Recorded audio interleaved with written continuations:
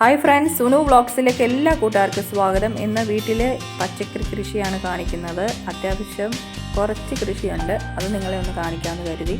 വായോ വീഡിയോയിലേക്ക്. വീടിൻ്റെ മുറ്റത്ത് തന്നെ ഒരു സൈഡിലായിട്ട് ഒരു ചെറിയ ചാക്കിൻ്റെ അകത്ത് ഞാനൊരു കോവൽ നട്ടിട്ടുണ്ട്. അത് ചെറുതായിട്ടൊന്ന് പടത്തി വിട്ടിട്ടുണ്ട്. അതിനൊരു ചെറിയ പന്തലിട്ട് ഇനി കൊടുക്കണം. അപ്പം ഇത് ഇടയ്ക്ക് ഇതിങ്ങനെ നമ്മൾ ഈ തണ്ടിങ്ങനെ നുള്ളി കൊടുക്കുമ്പോൾ അതിലൊക്കെ നിറയെ പൂക്കളൊക്കെ ഉണ്ടാവും കോവലിൻ്റെ. എന്നിട്ട് പിന്നെ കായായിക്കോളും. ഇത് നാടൻ കോവലല്ല കേട്ടോ, നാടൻ കോവലല്ല. ഇത് മൂന്നാമത്തെ വട്ടമാണ് ഇതിൻ്റെ തൈ ഒരു കമ്പ് നട്ടതാണ്. ആദ്യത്തേത് പോയി, പിന്നെ രണ്ടാമത് നട്ടതാണ്. ഇടയ്ക്ക് 3-4 കാ ഇടയ്ക്ക് കിട്ടാറുണ്ട്. ഇതിനെ ചെയ്യുന്ന വളമെന്ന് പറഞ്ഞാൽ വീട്ടിൽ തന്നെ ഉള്ള കഞ്ഞിവെള്ളത്തിൽ പുളിച്ച കഞ്ഞിവെള്ളം എടുത്തിട്ട് അതിലേക്ക് 1 ലിറ്റർ വെള്ളം, 1 ലിറ്ററും അതിൽ ഇരട്ടി വെള്ളം ഒഴിച്ചിട്ട് ചോട്ടിലൊഴിച്ച് കൊടുക്കും. പിന്നെ എല്ലുപൊടി, വേപ്പിൻ പിണ്ണാക്ക്, പിന്നെ വീട്ടിലെ പച്ചക്കറി വേസ്റ്റ് അതെല്ലാം ഇട്ട് കൊടുക്കാറുണ്ട്. അതാണ് ഇതിന് കൊടുക്കുന്ന വളം എന്ന് പറഞ്ഞാൽ. വീട്ടിൽ കൃഷിയിൽ അതാണ് മെയിൻ വളമായിട്ട് ഞാൻ കൊടുക്കാറുള്ളത്. കോവലിനായാലും വഴുതനയ്ക്കായാലും പച്ചമുളകിനായാലും എല്ലാം. അതുപോലെ തന്നെ കോവലിന് ഫിഷമീനുണ്ട്. ഫിഷമീന എന്ന് പറഞ്ഞാൽ മത്തിയുടെ തല എടുത്തിട്ട് അതിൻ്റെ അകത്ത് ശർക്കര ഇട്ട് 50 ദിവസം കഴിയുമ്പോൾ അതിൽ ഒരു 5 ml എടുത്തിട്ട് അതിൽ ഇരട്ടി വെള്ളം ഒഴിച്ച് വെള്ളത്തിൻ്റെ ചുവട്ടിലൊഴിച്ച് കൊടുക്കാറുണ്ട്. അതാണ് മെയിൻ വളമായിട്ട് ഞാൻ കൊടുക്കാറുള്ളത്. ഇതൊക്കെയാണ് കോവലിന് വളം ചെയ്യുന്നത്. കോവലിനായാലും എല്ലാം. അപ്പോൾ അത്യാവശ്യം പച്ചമുളകും കോവലും വഴുതനങ്ങയും ചീരച്ചേമ്പ് അതൊക്കെയാണ് മെയിനായിട്ട് കൃഷിയിലുള്ളത്.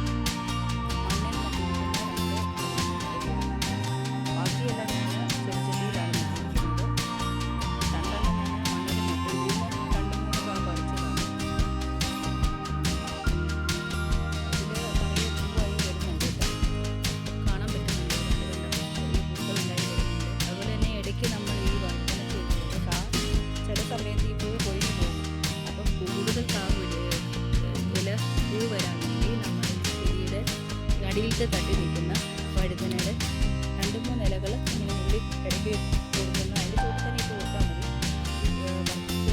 പറിച്ച് മാറ്റുന്നത് നല്ലതാണ്. അപ്പം നിറയെ പൂവുണ്ടാവും. പിന്നെ കുറച്ച് പൊക്കം വന്ന് കഴിയുമ്പം കായയുടെ സീസൺ കഴിയുമ്പോൾ നമ്മളത് അതിൻ്റെ കമ്പുകൾ മുറിച്ച് കൊടുക്കുന്നത് നല്ലതാണ്. മുറിച്ച് കൊടുക്കുമ്പോൾ വില പൊട്ടി പിടിച്ചോളും. പിന്നെ വെള്ളം ഒഴിച്ച് കൊടുക്കണം. വേനൽക്കാലത്ത് കരിയിലിട്ട് കൊടുക്കുക. അതിൻ്റെ ചോട്ടിൽ ആവശ്യത്തിന് വെള്ളം ഒഴിച്ച് കൊടുക്കുക.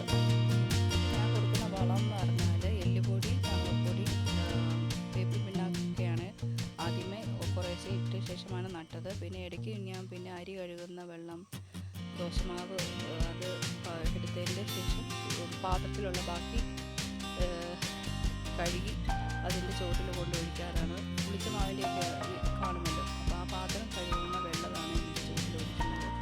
നല്ല കരുത്തോടെ വളരാൻ സഹായിക്കും. എല്ലാ കൃഷിക്കും ഞാൻ അത് തന്നെയാണ് വളം ചെയ്യാറുള്ളത്.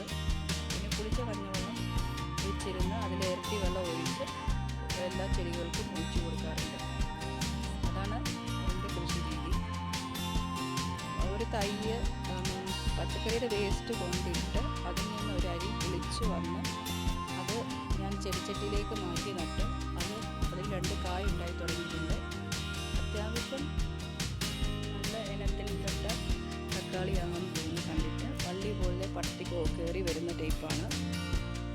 കണ്ടോ, കായ് ഉണ്ടായി കിടക്കുന്നത് കണ്ടോ. ഇതൊക്കെയാണ് എൻ്റെ വീട്ടിലെ കൃഷികൾ. അതുപോലെ തന്നെ ചാനൽ സപ്പോർട്ട് ചെയ്യാത്ത കൂട്ടുകാരുണ്ടെങ്കിൽ